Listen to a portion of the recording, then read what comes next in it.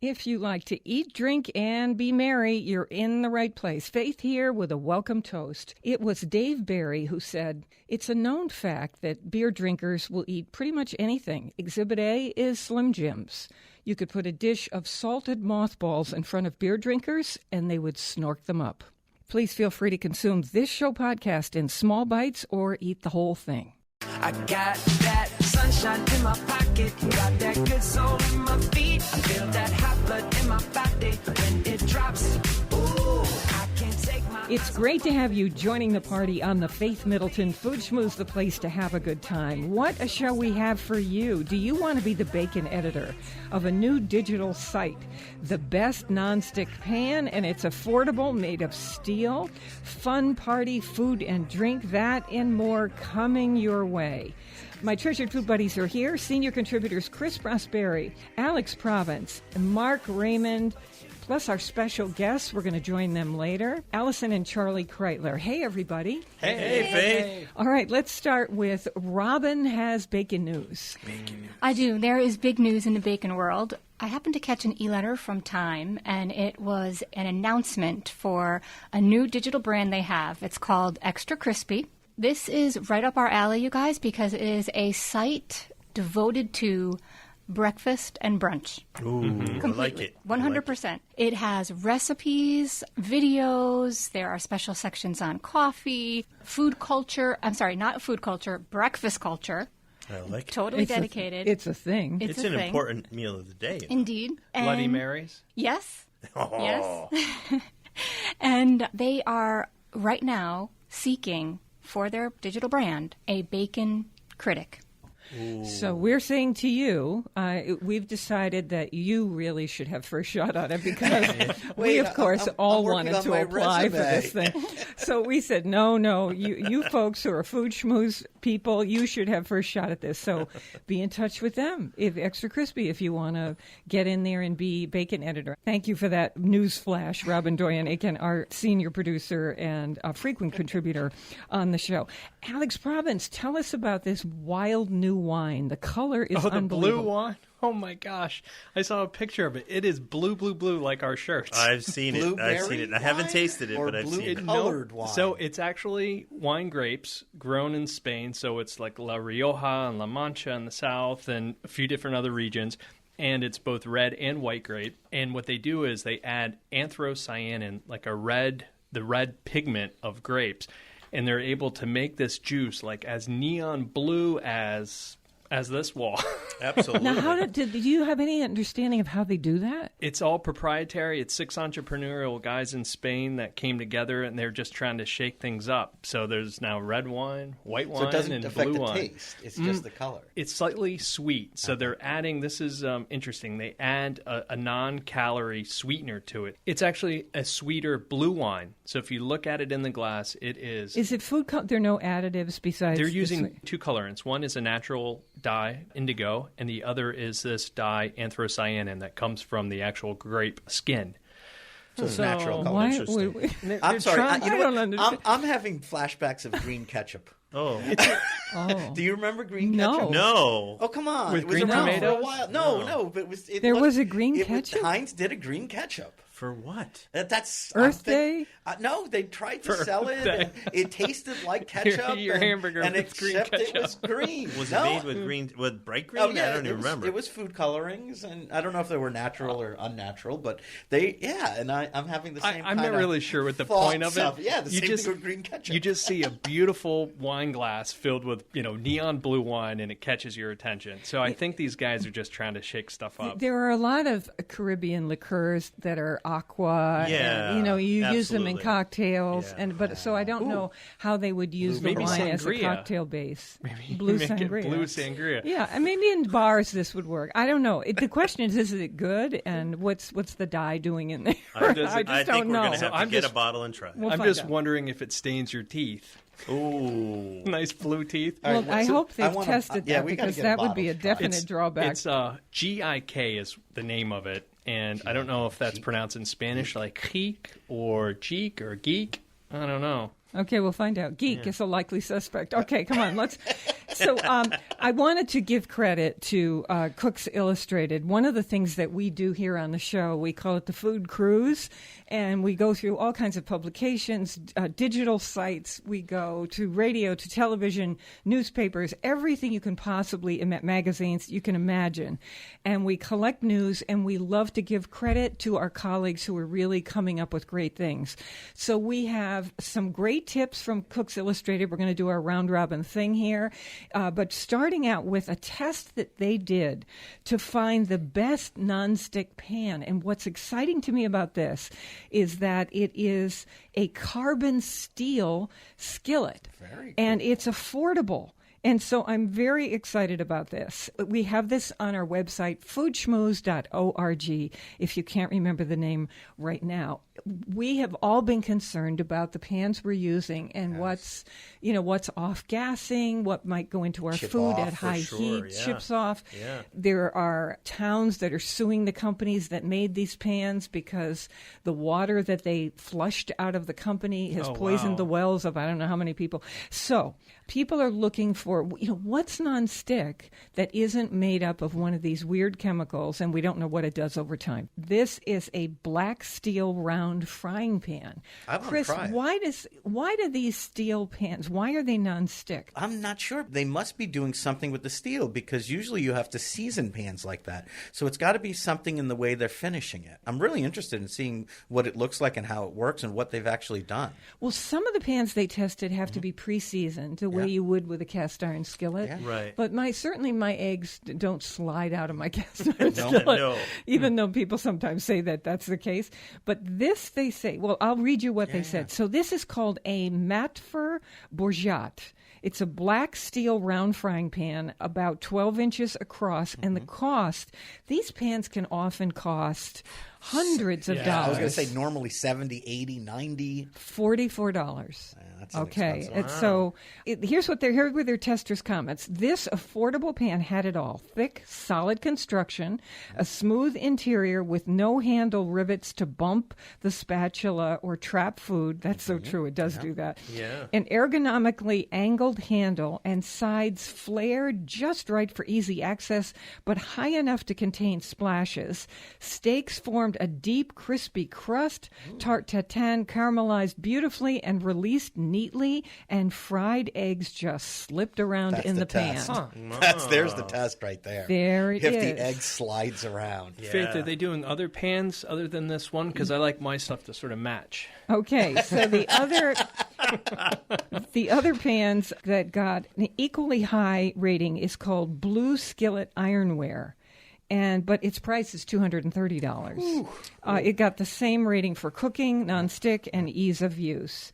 It's hand forged, but it's also built to work hard. It arrives pre-seasoned, that kind of thing. I just don't know why you wouldn't go with a $44 model with the same rating. Any enamel? Because that's what I've been using. I went back because all that nonstick stuff and the chemicals and stuff. Yeah. I went to enamel, but the problem is it chips. These are all carbon steel. Oh, see, that's interesting. So they'll really hold up. Yeah. And, the whole thing can go straight into the oven. That's another great thing about this. Yeah, that's awesome. So, Matfer Bourgeat, but go to our website, foodschmooze.org, and we'll tell you everything you need to know about that pan. Okay.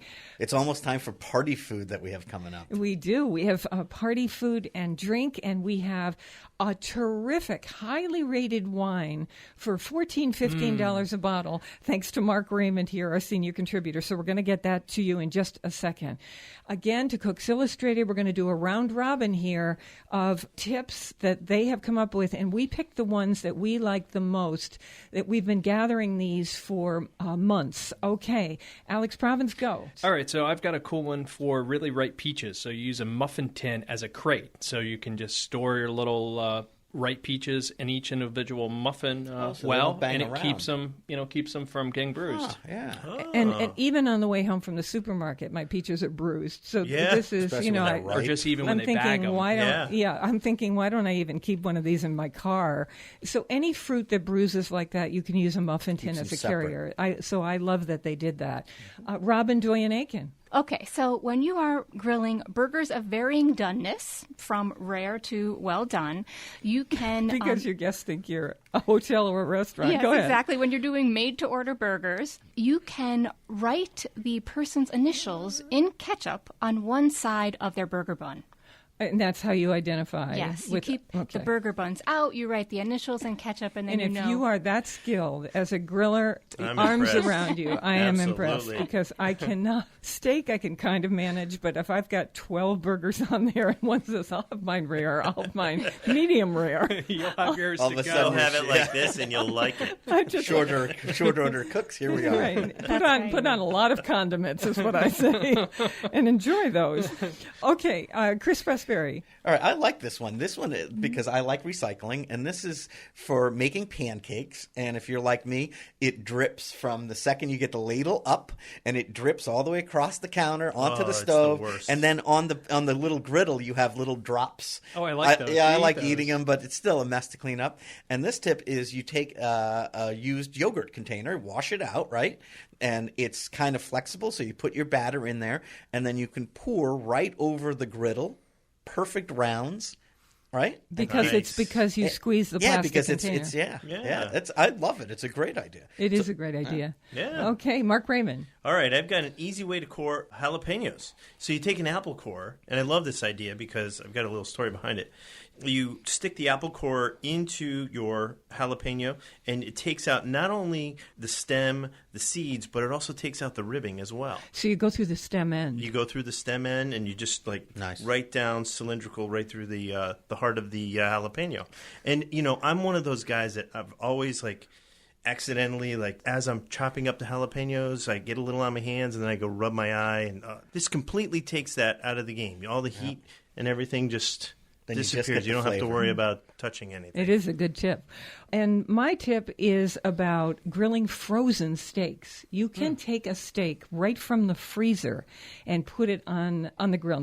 They were saying it sounds like a bad idea. And you think it's not going to come out juicy or you can't control it.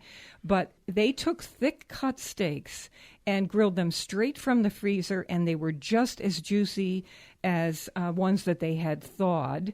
They need double time on the grill. That's the only difference. And Chris, I thought this was amazing. Have you ever tried this? No, but it would work. Would I it don't not s- char before it No, cooks through? No, because it's cold, and that will keep it from charring. Yeah, no, Maybe I mean, do you have it to use makes a sense. specific temperature, or can you go all the way up? Well, I Yeah, love this you could because go you hot. can, say you're buying rounds of beef and cutting the steaks yourself, wrapping them individually, putting them in the freezer. Or you bought steak on sale from your favorite place, and you've got those individually wrapped and in the freezer. Or you just didn't get to use it, and you throw it in the freezer. Sure. Here you go, right I've straight done from- chicken. Yeah, am I the only one that's ever cooked on the grill frozen food? I've never done it. Really? So what? I've done partial frozen. No, I've done chicken totally right out of the freezer because people came over. There's nothing to eat in my house. Luckily, there was a couple chicken breasts in the freezer, and there's no time. And I don't like when you microwave it because I don't like the way it Yeah, looks no. afterwards. And so I just took it and put it right on the. I oiled it up first, salt and pepper, and I Oiled the grill or no, the I oiled chicken? the chicken. I put a little seasoning on it, and I threw it right on the grill. I put the lid down, and then I went back a minute later. I didn't tell anyone. I was just like, sure, we have food, and put them on there. And lo and behold, it came out perfect. Because it's so cold, right? Because you think it's going to burn before it thaws. Now, you wouldn't be able to do a 3-inch steak. Well, they did thick cut. I don't know. They don't say how thick. Thick cut being like probably An inch, inch and a 2 half, an inch and a 2 half, maybe inches. 2 inches. Yeah, if you do a large, then maybe it'll still be frozen in the middle. But if you're doing, it would totally work. I'm just Wow. thinking you have to have another category, rare or frozen in the middle. Frozen in the middle, yeah. No, I'll this have is mine right. still frozen in the middle. I'd say go for it and try it because, like Medium I said, popsicle. That brings a whole new realm to black and blue. listen, nobody knew when we ate the chicken that I pulled it out of the freezer. Wow. Or they didn't this tell is you. just a great tip for families. You think you come home from work and you say, The one Forgot thing I to. was going to do Yep. is take out the whatever. Yeah. For me, it's the night before. I put it in the refrigerator, and I'll forget because I'm exhausted 11 o'clock at night. And so I forget. I do this I did it with pork tenderloin, and I roasted it in the oven. Same thing. Came home. I totally forgot we were having dinner. I totally forgot to pull the pork tenderloins out of the freezer. It was a 2-pack, so I had to like chisel it apart. And then I just tossed it in seasoning, put it on a little sheet, threw it in the oven, and roasted it. And it takes twice the time. Yeah, right? it takes a lot longer, but I mean, better than if you try to thaw it and then cook So it. let me ask you, why can't you just thaw it in the plastic bag in some warm water in the sink? The health department and everyone Yeah. says it's a bad idea. No Cold- warm even water. cold Yeah, water? Even cold water is not a good idea. Wow, okay, let's do the wine test. I can't wait for this because, yes, we have party food and party wine coming.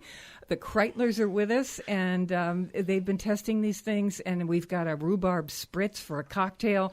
But right now, this wine is such a value. It's just gotten quite a good high rating. And for around, what is it? Mark Raymond, you found this. It's $14 a bottle or $15? $14 a bottle. It's completely organic, and it's from Argentina. It's a Malbec, which is great for this time of year when you're grilling. You put a little chill on it, and it's just loaded with beautiful dark berry fruit and plum, just a subtle amount of spice to it.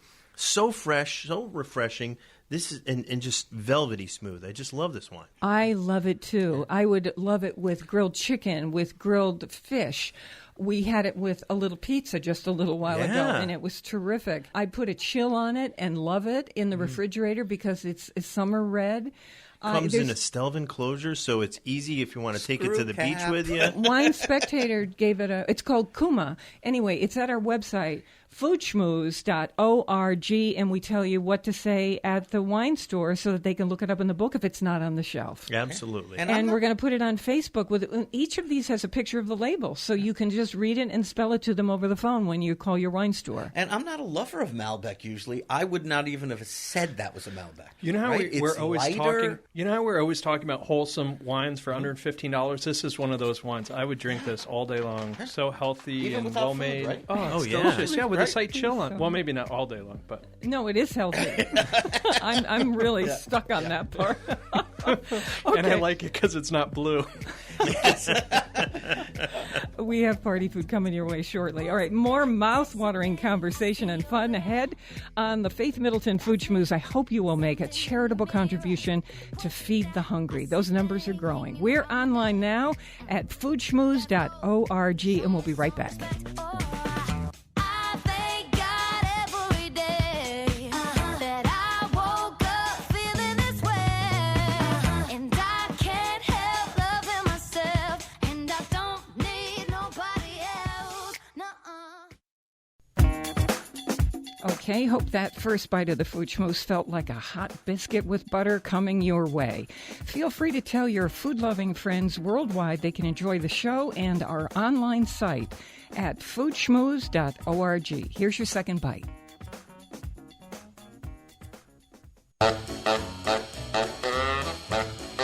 Beans and cornbread. Beans and cornbread. Beans and cornbread. Beans and cornbread had a fight. Beans knocked cornbread out of sight. Cornbread said, now that's all right. Meet me on the corner tomorrow night. I'll be ready. I'll be ready tomorrow night. I'll be ready. I'll be ready tomorrow night. I'll be ready. I'll be ready tomorrow night. That's what Beans said to cornbread. We have a free podcast for you, meaning you'll never miss a drop of pleasure. You just sign up for it once at our site, and we'll automatically send you our show every week. That's how it works, and that means you can listen on your schedule. And also discover our delicious curated food, wine, events, cocktail recommendations. We love talking with you. Stop by often and say hi. We're always online at foodschmooze.org. I'm with my treasured food buddies, Chris Prosperi, chef and co-owner of Metro Beast Restaurant in Simsbury, Connecticut, wine broker Alex Province, and Mark Raymond of Frederick Wildman & Sons Wine Distributors. Our senior producer is Robin Doyen Aiken. Coming up, we have party food and drink. We have clams with chorizo and rice. We can't tell you how great that is and how to make that so easily. But just a couple more words about the wine. Mark, I think we skipped over the part that this Argentine wine is made with organic grapes. Yeah. It's from a really unique area in Salta, Argentina, which is about 3 hours north of Mendoza. And it's an area that only produces about 3% of their total wine exports. So it's a very small growing region, but amazing wines from this area.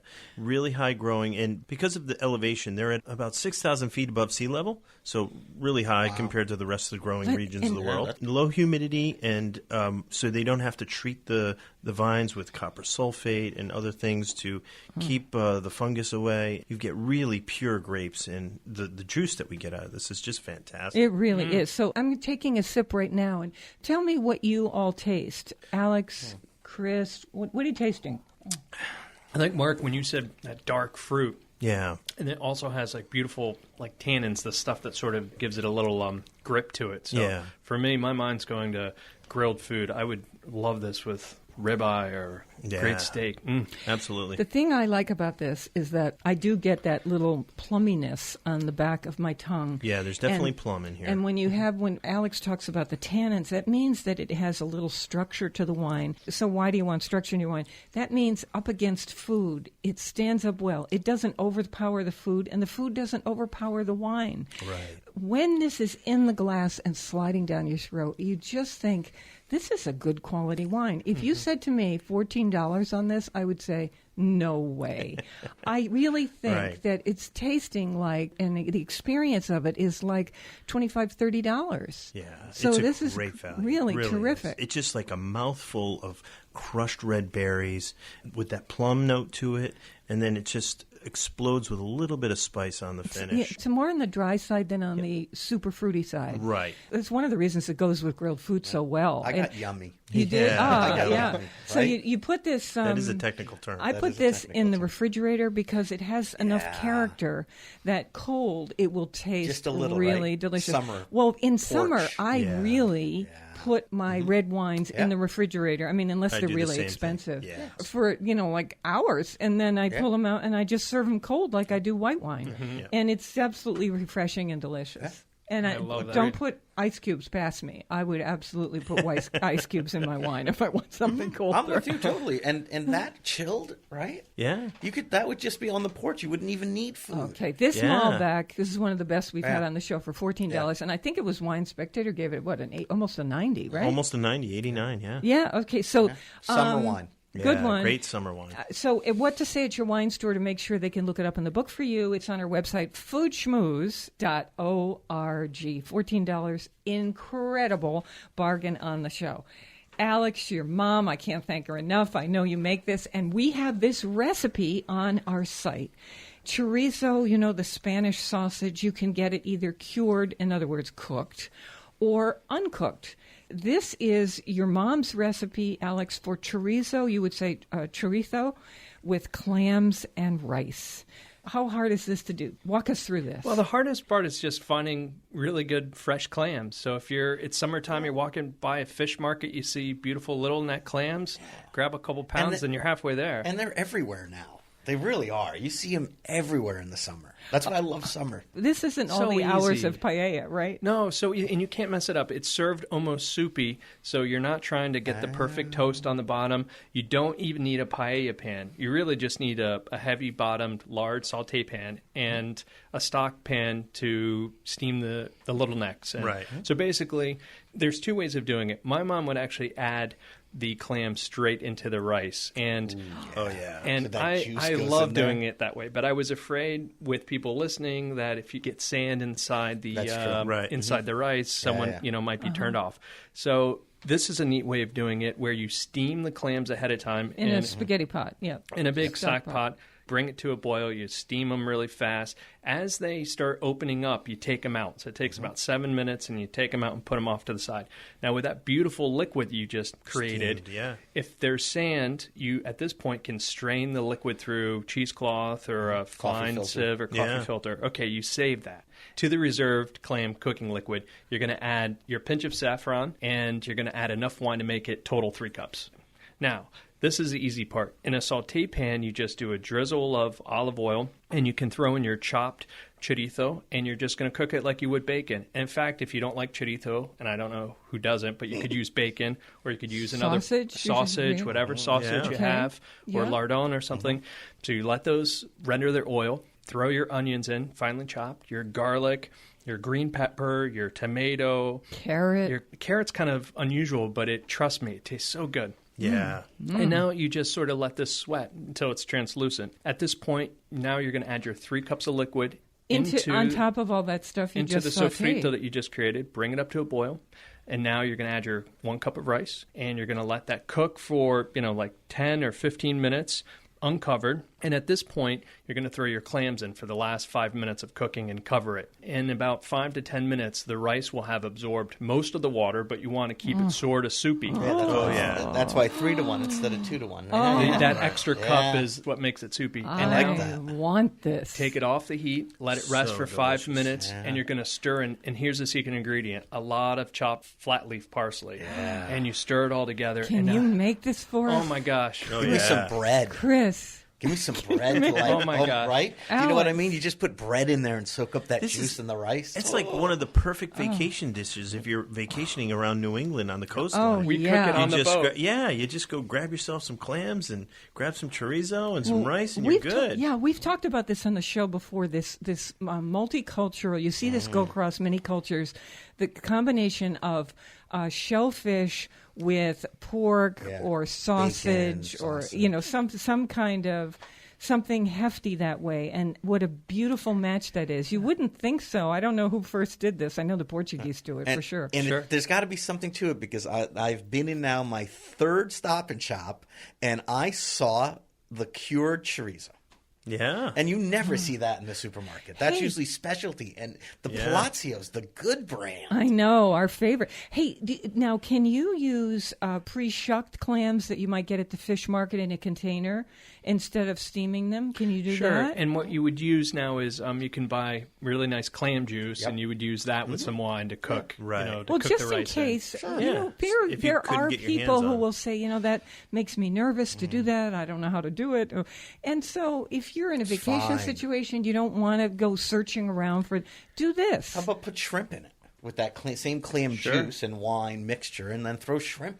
I'm even yeah. thinking, Oh. if you're at the I'd like fish that. market, Yeah. you see beautiful chunks of flounder or Sure. some other nice white Yeah. fish. At the last 5 minutes, you could put them up on top of the rice, Yep, and it and then only steam it. needs 5 minutes to Yeah. cook through. Okay, very excited about this. And this is from Carmen Province, Alex Province's mother, who is from Spain and now lives in Connecticut. And thank you so much, Carmen. I really, really appreciate you giving us this recipe. And Alex, thanks for thinking of this because it's easier than paella. Oh, And good. versatile. Oh, yeah. And it is versatile, and wow, I can't wait to have this. Maybe we can get Chris to make this for I us can on the make that show. Or easy. maybe Alex will have us over and make this for us. Maybe Carmen. On the boat. That's Carmen will have us You over. want my mom to make it. I still can't make it as good as she can. She's so good. Oh, this gets to this idea. I'm really looking forward to our cocktail that's coming up in the next segment because it's a rhubarb spritz. And the Kreitlers are with us to talk about that. This is going to be great.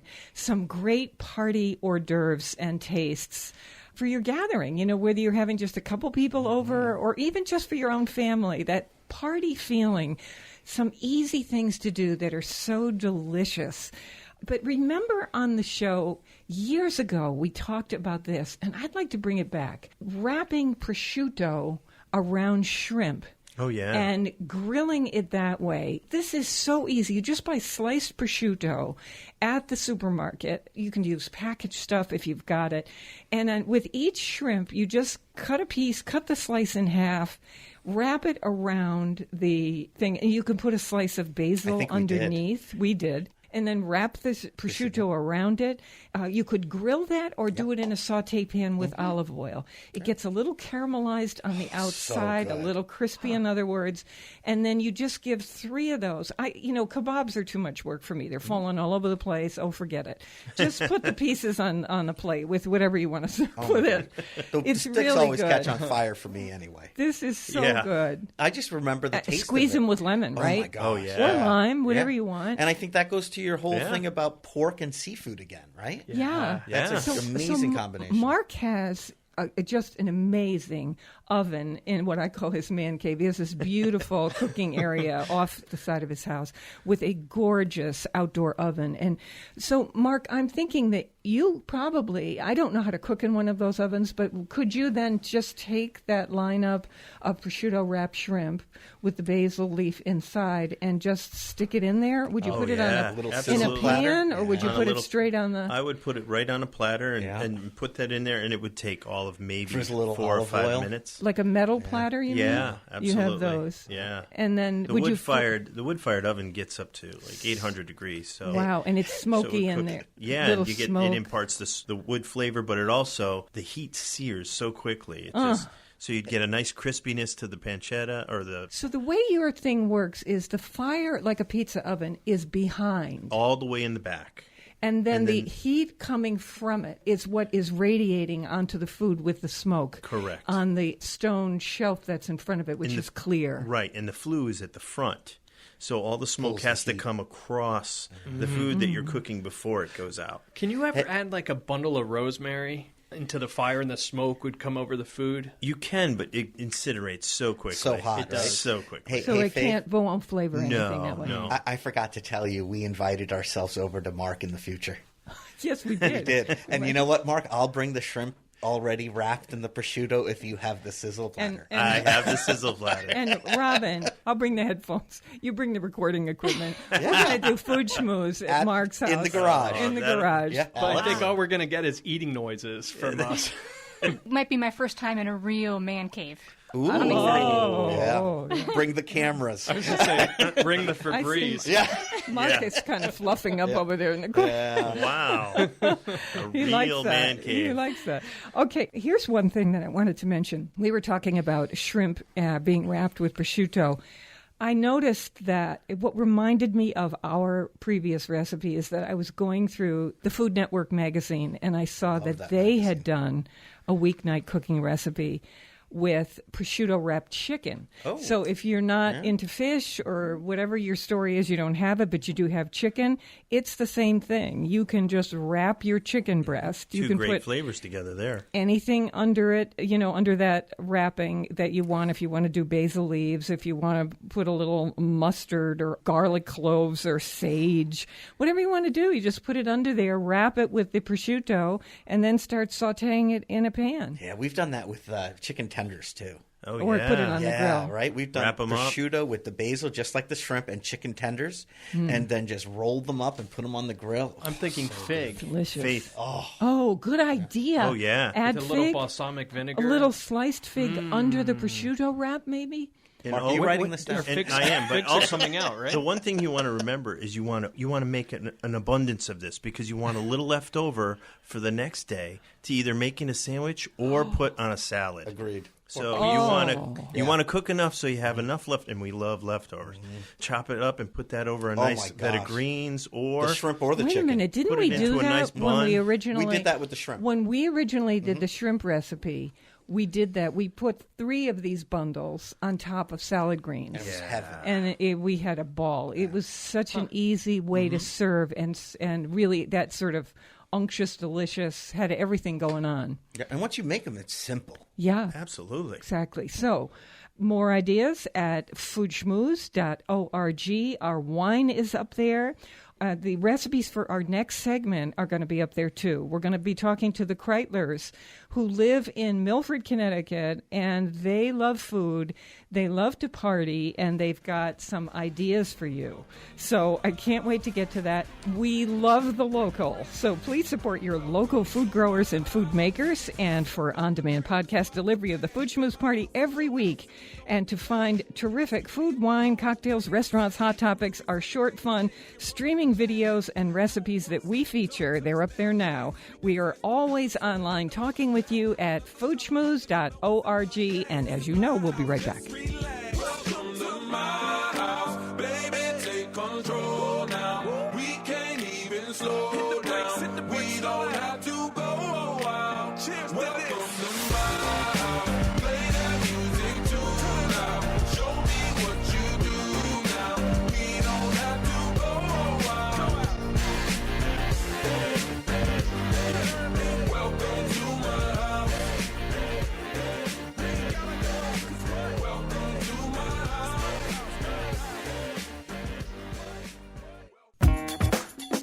We have one more mouth-watering bite of the Food Schmooze coming up. Here's something great to know about. Sign up for the app called NPR One. Just download it from the iPhone App Store or your Android device. And once you do, you can set WNPR as your local station. Couldn't be easier.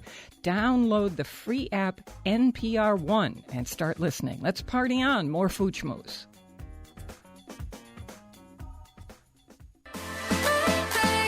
This is what you came for. Lightning strikes every time she moves,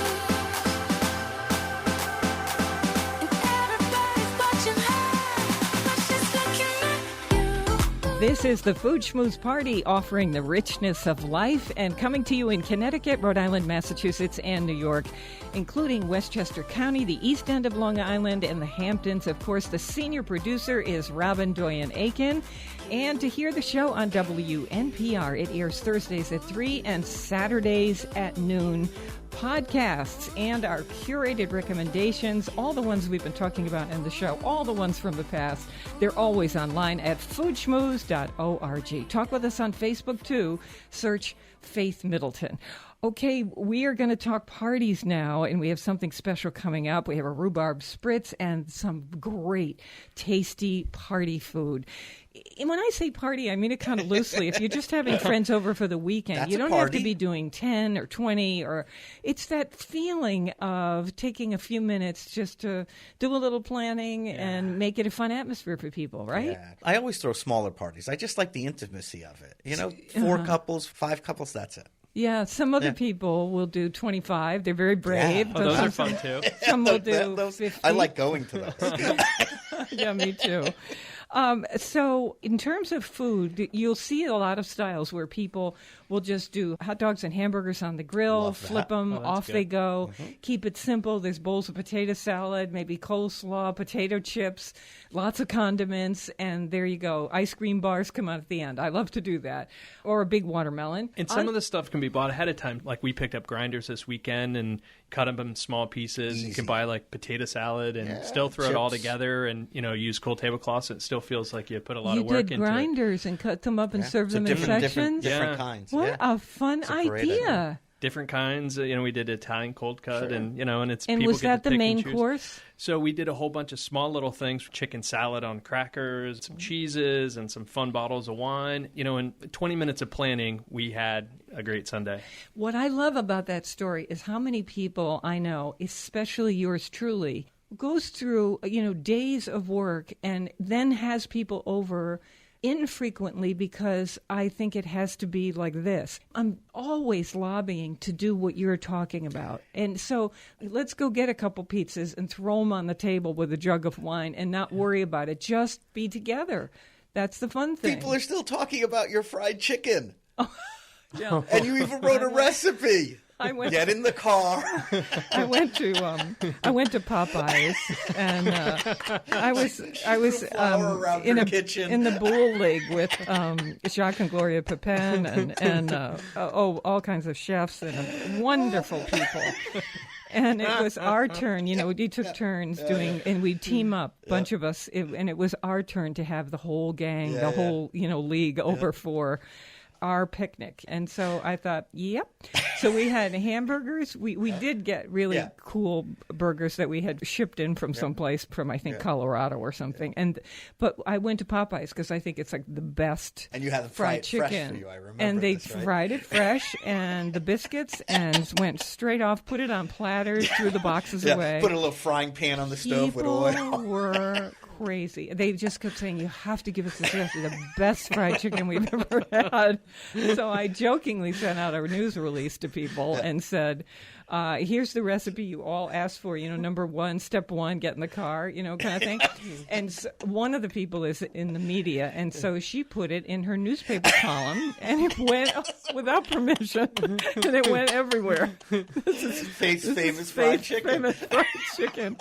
Thank you, Popeye. Okay, we're going to get to the real deal here for summer party food and drink, because we have somebody here who is one of the great home cooks I know, and that is Allison Kreitler. She's here also with her husband, Charlie Kreitler, who's been on the show, on our finance show. Allison is a freelance recipe developer and food stylist.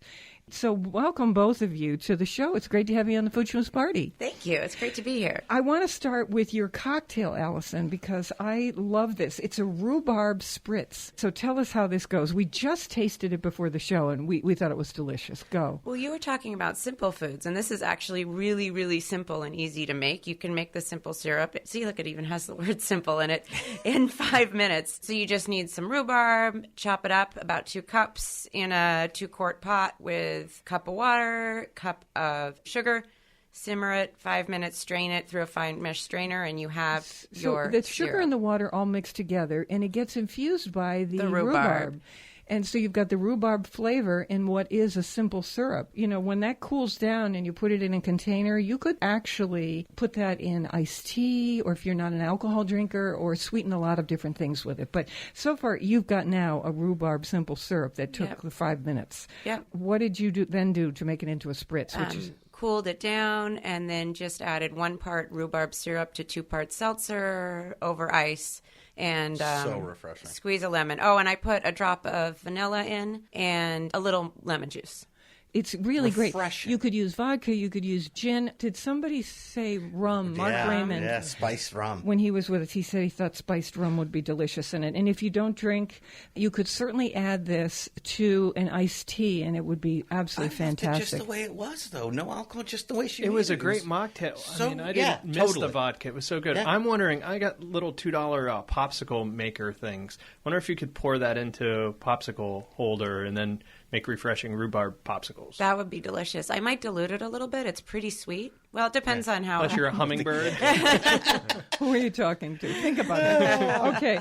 You have some other ideas for what to do with this rhubarb simple syrup. Well, I think it would be really good to use to sweeten fruit salad, or you could make lemonade with it and use that as the sweetening component to freshly squeezed lemon juice. It'd be really good over like a white cake, especially if you really wanted to do a project. You could make a yellow or a white cake and brush it on and do lemon curd between the layers and like a vanilla buttercream and strawberries on top. So when when are we coming when over? I'm thinking about pineapple slices, fresh pineapple slices, brushed with this simple syrup and then thrown on the grill, That would be the delicious. sugar of it would caramelize pretty yeah. quickly, and then there's some natural sugar in the pineapple, but you'd have that little hint of rhubarb with the pineapple. That'd be good. That would be delicious. And then we'd Absolutely. use that to do yet another simple syrup You could on top of it. even do pineapple kebabs brushed on the grill. That's better than what I came up with. The rhubarb had that beautiful pink color to it It's as very well. pretty, So yeah. pretty. Okay, so that's something in terms of drink for your party, whether it's alcohol or non-alcohol. And so we said to Allison, who's one of the best home cooks I know, if you're having people over for drinks as a starter, or even as you're just coming over for drinks, people sitting out on the porch or on the lawn, and you just want to serve a little something, whatever you want to do with this. Allison, you came up with a seasonal fruit. So here we are getting toward the end of July. A seasonal fruit with goat cheese, honey, and pine nuts. I love this combination. So go ahead. Tell me what you do. Well, again, it's really, really simple. Whatever fruit is in season. So this time of year, you can use plums, peaches, nectarines. You want them to be firm but still ripe. So that Even apples are around in the and fall, pears. I think apples they're or still pears around or- from, yeah. and some pears. Pears are around. Pears would be great. Asian pears work. Mango, fig halves. So and then what do you do with this? So for the stone fruits and the round fruits, you just slice rounds off the sides, and then you lay them on a platter. So that forms your cracker. And then you mound a little goat cheese on top, and then you drizzle the whole thing with honey, drizzle it with a little like high quality extra virgin olive oil, and then I sprinkled on toasted pine nuts and sea salt. Nice. So it's kind of freeform and easy and quick. That's the way I like it. Seasonal. And you feel so healthy. Yeah. No crackers, no bread. I wonder if you could put it on watermelon slices, like a little. I don't see why not. Or could try melon it. or cantaloupe. Ooh. So be good. you two have been eating kind of paleo. in your lives, right? Is that fair to say? Yeah, maybe Maybe paleo light. Really? 75% paleo. And what does that mean to you? So what do you 100% have? paleo 80% of the time. Well, Charlie, one time you said to me, "Well, what's so fun is that because we're eating paleo, we can have as much of it as we want." That's true. And you So know, how do you eat? What are you eating for paleo? So we really just try to emphasize eating as much fresh and local food as we can. We try very hard to eat what's in season, both because it's, I think, good for you, but also because it's delicious. And an example of that is a food that I just really don't care for in the winter months are tomatoes, because you just can't get a good tomato. And then summer comes along and you have your first bite of the first ripe tomato of the year, and it's just amazing. And you forget all of those bad tomatoes you had as they were kind of wan and looking What's your pale and paleo boring. eating style? So it would be some piece of protein. And maybe a vegetable and a salad. Yeah, it's okay. So simple. it could be any kind of meat, any kind of fish, and there you go. You're off and running. And some vegetables. You're just staying away from the other carbs and low on the sugar. Yeah. Except when Charlie wants waffles for breakfast. 75% of the Which time. we try and dress up with some almond flour to give it a little more protein and a little fat to get you through the day. We just had on the show, and you'll find this recipe online, these 3-ingredient gluten-free pancakes using almond meal. Yum. And so Love almond meal. It's Delicious. very kind of paleo-friendly. So, Charlie, you might check that out. You could probably even pour it into your waffle iron. I bet probably. you could. So I have this idea. This is kind of wild for the food show, but because, first of all, Allison Kreitler, thank you so much for bringing these two things to us. Anytime. My pleasure. Okay, that's good. I'm so making that rhubarb drink. Yeah, and you're not even a rhubarb fan. I don't like rhubarb, but now I have a use for it that I don't think Well, I'm you ever have going to tons have. of it, don't I you? have tons of it, and now I'm not going to have enough. Okay, No problem. So let me do this. Freeze This it. is Charlie Kreitler, and Charlie and Allison are married to each other. They have a couple kids. They live in Milford, Connecticut. Charlie, since you're here and part of this, I want to make you sing for your supper because As often happens in our household. so normally you would hear Charlie on the other show that I used to do, which was the financial show, and he is a partner in Kreitler Financial in New Haven, affiliated with Raymond James. So can I pick your brain while you're here? This is how you sing for your supper. What's your key tip for us in regard to the economy? What would you say to do? So one of the things that is happening today is we're in this period of absolutely intense uncertainty, and a lot of this is being driven by this extremely low interest rate environment. And every time we think that the interest rates can't get lower, it suddenly seems that they do.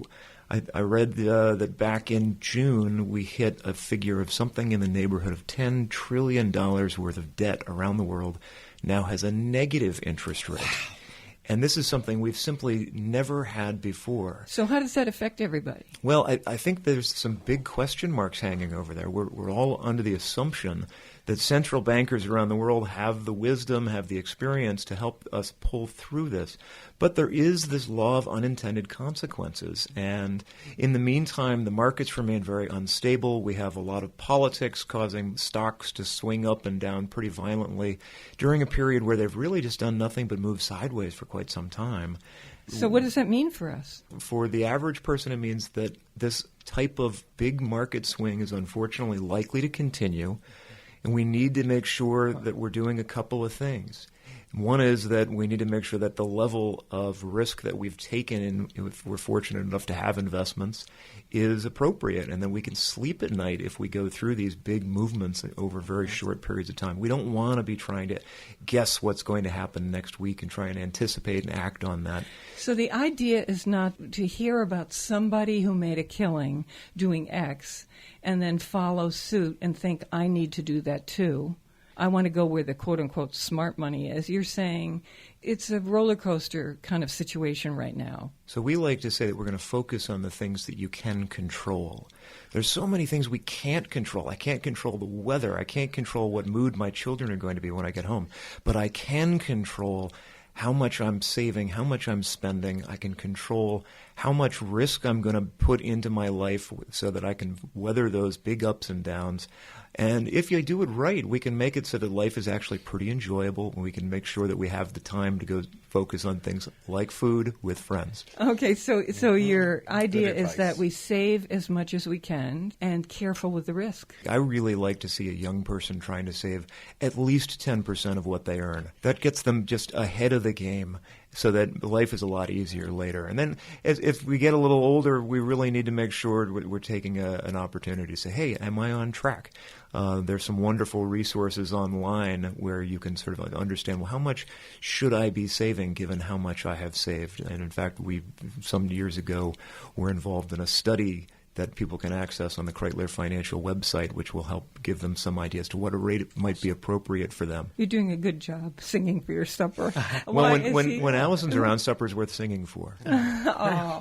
So I thought to myself, this is too rich. This is too much to have him sitting here and not Take advantage. You take advantage of him in some way. Exactly. So this is dessert. You're in good company, Charlie Kreitler, and thank you so much of Kreitler Financial and Allison Kreitler, who is a freelance recipe developer and you can see why, and food stylist. Thank you for giving us the recipes for the cocktail, the rhubarb spritz, which is the rage right now. All these spritzes, these European spritzes. Thank you, everybody. We're on WNPR Thursdays at 3 and Saturdays at noon. Weekdays, listen for my 60-second food schmoozes and join the conversation with us. We're always up for a good time online at foodschmooze.org. In New Haven, I'm Faith Middleton.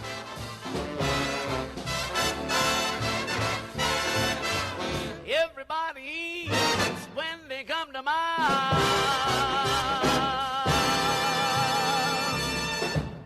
This is the place to enjoy the richness of life. Sharing our local and national discoveries with you makes me want to get up in the morning.